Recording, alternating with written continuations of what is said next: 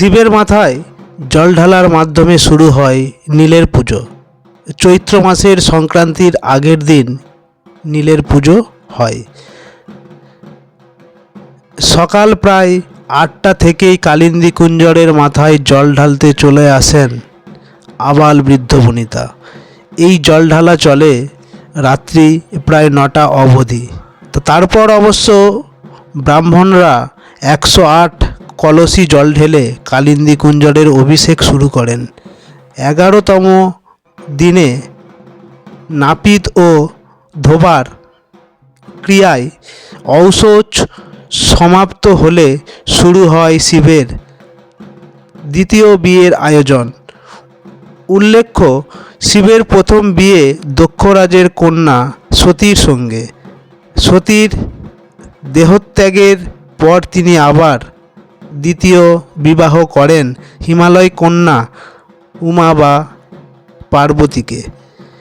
বহু দূর দূরান্ত থেকে ভক্তরা আসেন রাইন গ্রামের কালিন্দী কুঞ্জরের মাথায় জল ঢালতে। হাজার হাজার ভক্তের ভিড় হয়। পুরুষ ভক্তের তুলনায় অবশ্য মহিলা ভক্তরাই বেশি জল ঢালতে আসেন। অনেক ভক্ত মানসিক করে দণ্ডি খাটতে আসেন। ব্রাহ্মণ, ক্ষত্রিয়, বৈশ্য, শূদ্রের ভেদাভেদ ভুলে মন্দির প্রাঙ্গণ যেন বহু বর্ণের মানুষের সমন্বয় ক্ষেত্রে পরিণত হয়। অনেক ভক্ত কালিন্দী কুঞ্জরের মন্দিরে নৈবেদ্য সাজিয়ে আকন্দ ও কলকে ফুলমালা দিয়ে ভোলানাথকে তুষ্ট করেন। কোনো ভক্ত ভোলানাথকে বিল্লপত্র বা বেলপাতা নিবেদন করেন। ভক্তদের মধ্যে অনেকেই গঙ্গাজল বা ডাবের জল শিবকে অর্পণ করেন।